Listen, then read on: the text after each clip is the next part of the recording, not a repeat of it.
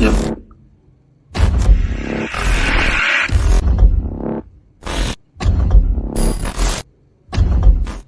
Hi, guys, and welcome to this episode of the Just My Opinion podcast. Today, we are going to be talking about the whole Nasty and Sarkodie beef.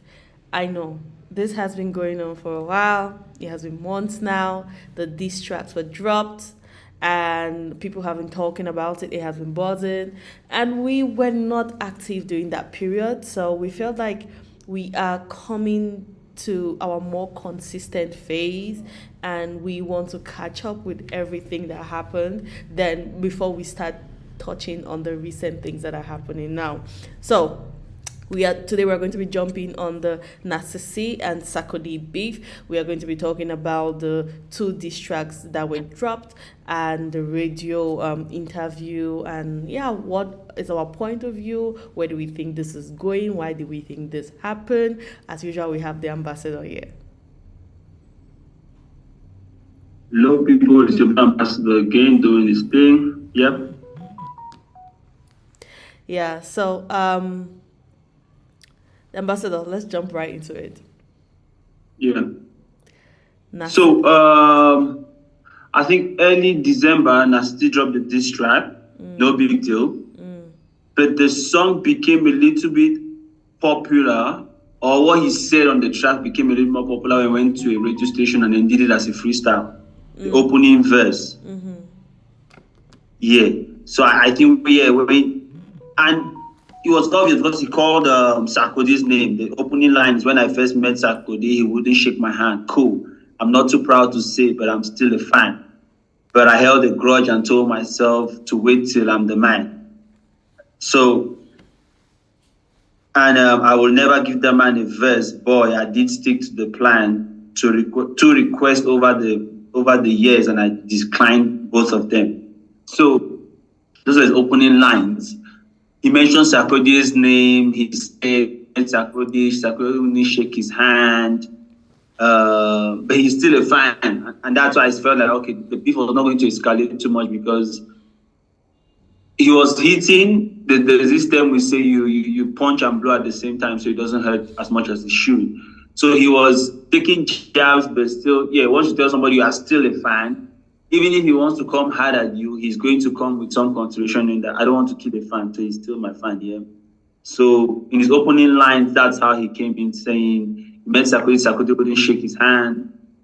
He promised himself that whenever Sarkodie needs a verse, when he gets as big as he's going to get, when Sarkodie needs a verse, he's not going to give him the verse, and he stuck to that plan because he has declined Sarkodie's, should I call it, proposal or request for a verse over the years twice. So that those opening lines, he moved on to talk about other things, about Ghana, mentioned something about when he went to Accra on the media run.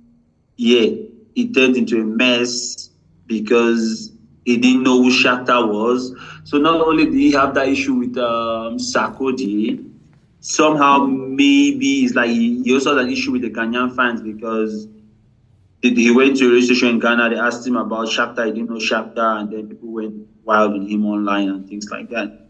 So he gave an honest request, which was, those are his lines. My honest response ended up being twisted by the press.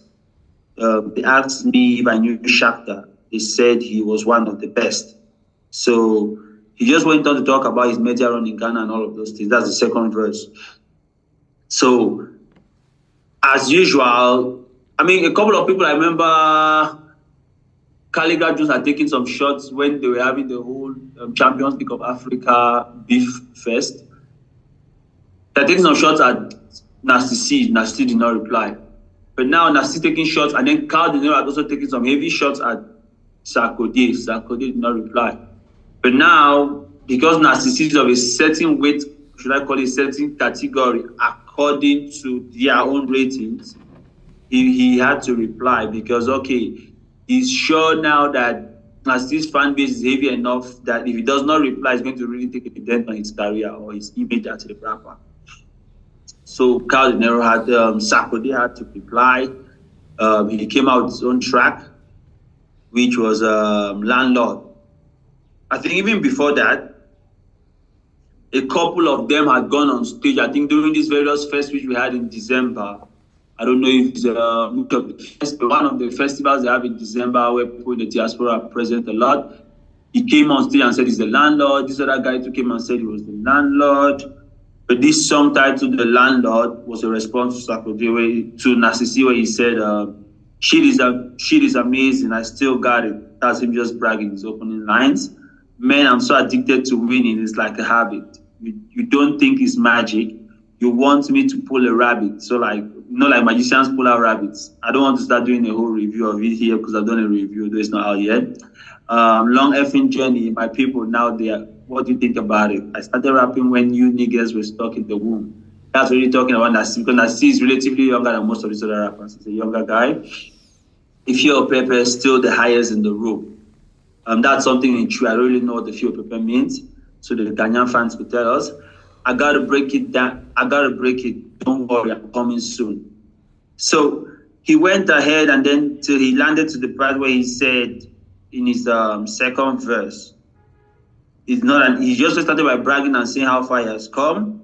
And then he said it's Narcissi's ego. It's not necessarily any problem between both of them. It's just Narcissi's ego that is as big as a baggie. So one of the lines he used. He said, but it's okay. Even if he does not want to shake Narcissi's hand, Narcissi should just come with a pen. He's going to sign him an autograph and they should get the F out of the room. So yeah, he went hard on him. But later on, he took now a cool tone where he was saying like, and so, it's not you fighting, it's your ego. Maybe a couple of things you got to sort out. I ain't got no pride to reach out to nobody. So he said he's not too proud to reach out to nobody. But he loves the little nigga's ego.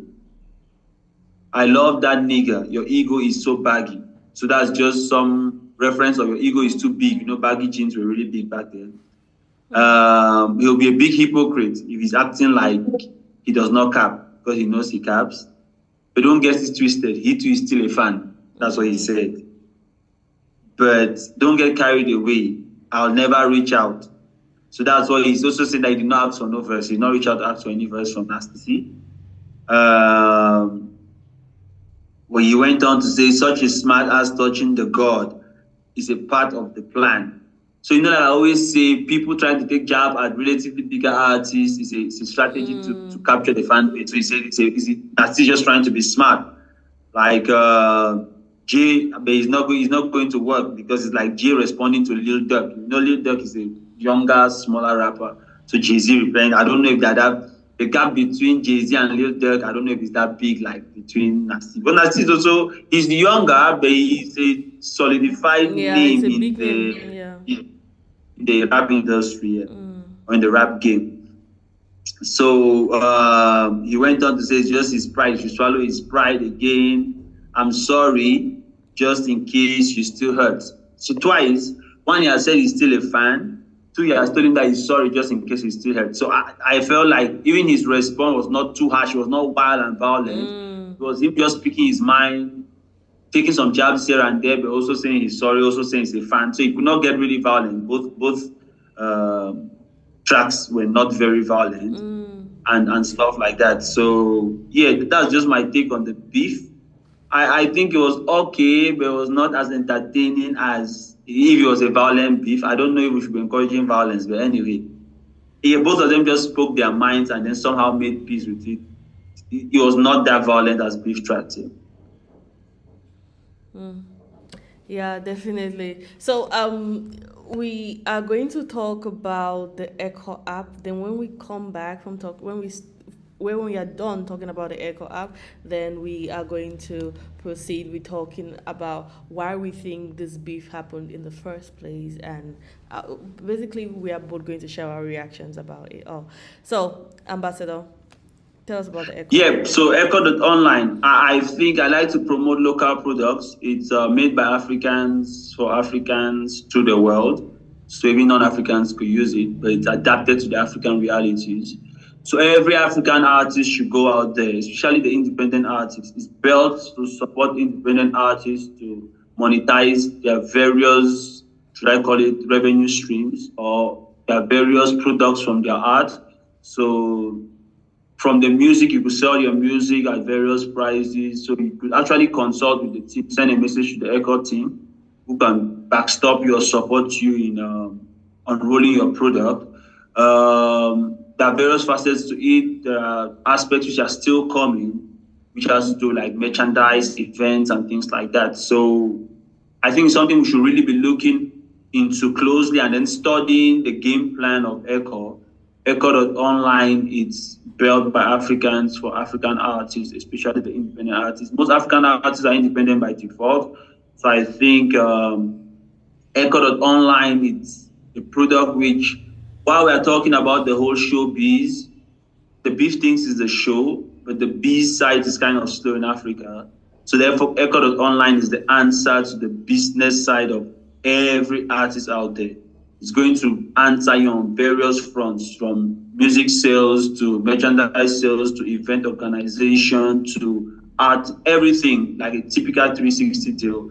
But this time you're in control of your own deal, and you are in control of how you make your money, how much you make, and what you do with your money. So go check out Echo.online. Yeah, definitely. Ecuador Online is a way to go, and we always talk here about like artists monetizing their craft, and from there you could also build a fan base. You know, people come to Ecuador Online. Like I myself, I go there and I'm like, "What's the new song? Which artist has released a new song on Ecuador Online?" And that's how I get to know what songs are popping now in the industry. So definitely you could put your songs there, and it could help if users like me will come on and scroll through to see what new songs and listen to the new songs, check out the artists putting out songs nowadays. So definitely, if you want to go that route of building a fan base from the ground up and making some money in the process, Echo Online is definitely the way to go. So yeah. Okay, let's get back to it. Narcissi Sarkodie beef. When I heard Narcissi's this on Sarkodie, I felt like, okay, Narcissi went to Ghana. Sarkodie didn't want to shake his hand. And I was like, okay, is it because sometimes you can meet somebody in a mood where the person is like, I don't feel like being social today? Or was it a move of, I am better than you? Because prior to that, I don't think they had any encounter, or they had any this. Like, so for example, if Calligraph Jones came to Sierra Leone and Carl De Niro didn't want to shake his hand, we'll be like, okay, we get it. Yeah, this person, this person, so we get it. But these two people, I think prior to that, they had no this. And Narcissi, for him to be in that place, I think he was probably already dropping some music, was just making some bars. And then Sarkodie was like, I don't want to shake your hand. Either Sarkodie wasn't feeling friendly that day, or Sarkodie has a personality of, I don't mix with upcoming rappers, or like, so like when I heard about it, I was like, okay, what does this tell me about Sarkodie as a person? So for me, I think I go with what Sarkodie is saying, but which we are all guilty of. And I always check myself on those things, right? There are times when you go to somewhere, you wave somebody, you are waving at somebody, they don't necessarily see your hand, but you are all in your feelings now, like, I greeted him, he did not respond. Who does he think he is? What is he thinking about me? That's why he surely saw me on that day and was just maybe listening to music because he wants to be ignoring me. So you play a whole movie in your head and get so worked up. But I always check myself, like, maybe he did not just see my hand. That's just it. If the person does not give me any, especially I tell people, like, somebody will come and tell me, like, this person has said, I'm like, he said that to you. Means that's what he wants you to know. If there's something he wants me to know, he will say it to me. So till somebody says something directly to me, I don't usually hang on all of those things, because I've also been victim of people reading my innocent gestures and thinking that I'm trying to insinuate things or have a problem with people when necessary I did not have. So I think it can be that scenario where it's a crowd of people, there's an entourage here and there. You send your hand, the guy does not see it. He's maybe taller than you. He's looking straight up. He does not see it, but you are all in your feelings like he did not want to shake my hand. Meanwhile, it's not like he really didn't want to shake your hand. You did not see it, or there was a crowd, you were moving fast, rushed to someone, and then now you have nursed the feeling that it has grown so big in you, bigger than what it really was. On the other hand, with celebrities, at times what happens to is entourage. Your entourage is talking, your ear, this man's entourage is talking in his ear. They tell him like that young man is disrespectful. He feels like he's from South Africa, they're better than the rest of Africa, blah, blah, blah, blah. And then you two in your team, that guy feels like he's older, he's bigger in the game. Both of you don't really have a problem, but now you start having a problem just because of things you people have heard. So it could be both, but I'm tilting more towards maybe he just did not see the hand, or maybe he was in a rush.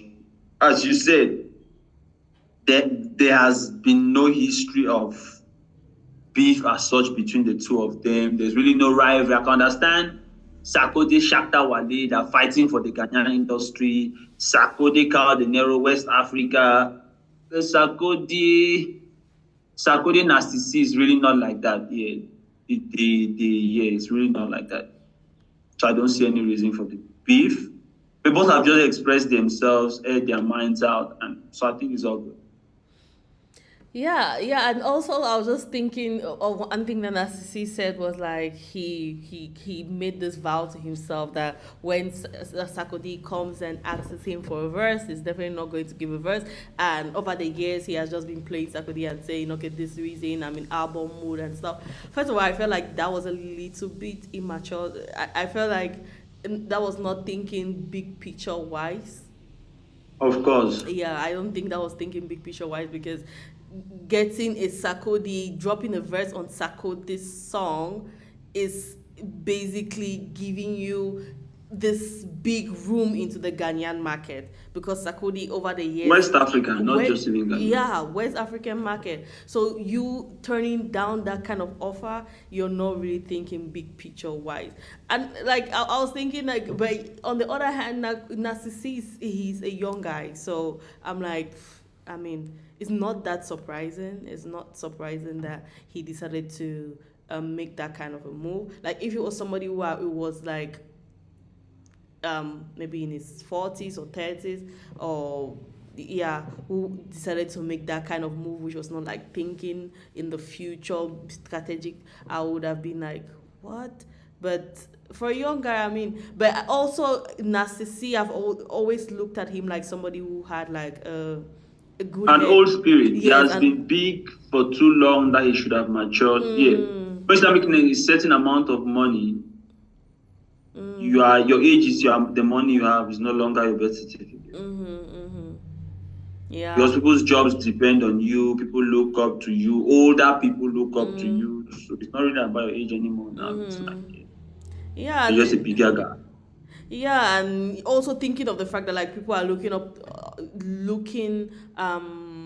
at you as this I don't know, I'll call him the breadwinner or so, but definitely he has his record label which he started. He has a whole team which he has to feed, and sometimes you have to think of like, okay, this person hurt my feelings or what, but I have to overcome that hurt for the bigger picture. So like when he said that, I was like, I didn't really expect this for Nas to see, but I mean, like at the end of the day, he's a young guy, so. But still, I see reason with him in the sense that he might do it down the line, and he knows that it's going to still come, because I've not really had any serious beef. But at times there's something which is eating you up where you just want to say it, so that it's like, I've also like, like somebody can give you like 2 heavy punches, you cannot really fight the person, but you just stab their jacket like, I've hit you too. Just to satisfy yourself that, okay, I got back at you and we are even now and everything, because there's not much you can do either way. I mean, Narcissi is not. I don't think Narcissi is a beef guy like that. Even listening to his track, so I'm not sure he even wants to go down that road. He just wants to do something to like, okay, I said what was on my mind, and I move on. So down the line now, because okay, we might discover it now, but there are surely people who are around him, or even some artists who know about this his feeling. If he goes out there and does a collab with Sarkodie, it's going to look like he's a hypocrite. Some of them might even go on some blog and say, but this guy told us that he had this problem with Sarkodie. Now he's there dancing with Sarkodie, whatever. So once he has made this kind of move, it does some form of closure. He might not be right to feel this way, but who are we to tell people how they should feel based on what happened, where it happened? Yeah. So it's just some form of closure, which I think, it's okay. It was not too violent. Given as this character, I don't think it's going to go any further than this. And I'm very sure if there's any business opportunity henceforth in the direction of Ghana or Sarkodie, he's going to jump on because everything is good now. Okay, this is my conspiracy theory side talking. So I just feel like I should let you guys know before I say this, because this has no it's not like no backing, no facts, no statistics. nothing. This is just me in my head having some conspiracies. I feel some rappers behind the scenes, their team sits and say, how can we collaborate? Do we want to collaborate with beef, or do we want to collaborate with a collab? Yeah, they friendship basis, yeah. Yes, they say, okay, let's go in the public and do this beef thing. Then after that, when we have this meeting on stage, we will create buzz. I feel some of these discussions happen behind the scenes of we feeling like, oh, this person is coming at this person is throwing shots. Then behind the scenes, they laugh and they're like, look at they are falling for it. I feel this happens.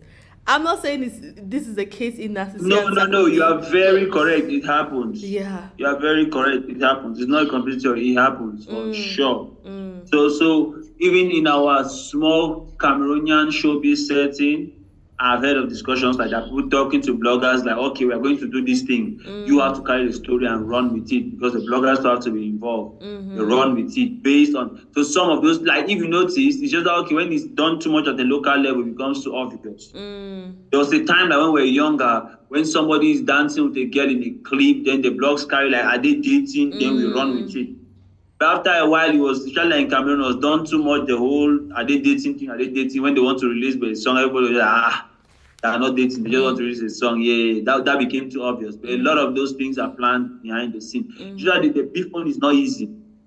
Because at times, the real insults are traded out. We know that are real insults. They might talk about somebody's look. There's no planning in that one. Your look is really like that. They might talk about your family. Your family is really like that. So the beef own is a little bit more risky and it can get out of hand because, like, you can tell your friend, okay, let's go in front of that girl and make like we're fighting. Both of you know that it's a plan, but when you get there, your friend gives you a punch, and like, would not plan that the punch will pay me like this, and then you give him one, it's like, this one really wants to fight now, so it can get out of hand. It's risky, but people actually plan those things. Yeah. Anyway, let's see how this plays out. But definitely, fans their attention has been tuned, and people are all eyes on Sarkodie and Narcissi. And if it was a strategy, the strategy is definitely working. And we are looking forward to the day when they shake hands on stage and it makes this big buzz, and they do a collaboration after that, and it will make another big buzz. So, yeah, let's see how it plays out. Okay, guys, thank you for tuning into this episode of the Just My Opinion podcast. Subscribe to Check Her Out TV, thumbs up this video, and share this content. Comment, let us know what you think about the whole Narcissi and Sarkodie beef. See you guys next time. Bye, guys.